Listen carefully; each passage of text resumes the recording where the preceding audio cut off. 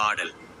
பாரப்பா வாசியனும் குதிரை ஏறி பண்பாகப் பரவெளியில் பாய்ந்து செல்லு நேரப்பா நெற்றிவழி மேவி நின்றால் நிசமான சோதியது நன்னும் பாரு காரப்பா காலனை நீ வெல்ல வேணும் கபாலத்து வழிதிறந்து அமுதுன்னப்பா ஆரப்பா நற்பவியின் அருளைக் கொண்டால் அகிலத்தில் அருளைக் கொண்டால் அகிலத்தில் அவனல்லோ ஈசனாமே. பாடலின் விரிவான விளக்கம். வாசி எனும் குதிரை ஏறி நமது மூச்சுக்காற்றை வாசியை ஒரு கட்டுப்படாத குதிரைக்கு சித்தர்கள் ஒப்பிடுவார்கள்.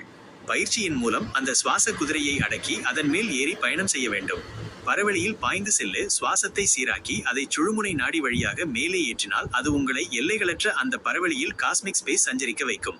நெற்றி வழி மேவி நின்றால் மூச்சுக்காற்றை புருவமத்தியாகிய ஆகிய சக்கரத்தில் நிலைநிறுத்தினால் அங்கே பிரபஞ்சத்தின் மெய்யான பேரொளி சோதி உங்கள் அகக்கண்ணில் தோன்றும். காலனை நீ வெல்ல வேணும். இந்த நிலையை அடைந்தவன் காலத்தை கடந்தவன் ஆகிறான். யமன் காலன் அவனை நெருங்க முடியாது. அதாவது பிறப்பு இறப்பு சுழற்சியிலிருந்து அவன் விடுபடுகிறான். கபாலத்து வழி திறந்து அமுதுண்ணப்பா உச்சித்துளை பிரம்மரந்திரம் வழியாக சுரக்கும் அந்த தெய்வீக அமுதத்தை பருகி உடலை அழியாத நிலைக்கு கொண்டு செல்ல வேண்டும். அகிலத்தில் அவனல்லோ ஈசன் ஆமே. நற்பவி எனும் அந்த பேராற்றலின் அருளை பெற்று இத்தகைய யோக சாதனையில் வெற்றி காண்பவன் இந்த உலகத்திலேயே இறைவனுக்கு ஈசனுக்கு ஒப்பானவன் ஆகிறான். இன்றைய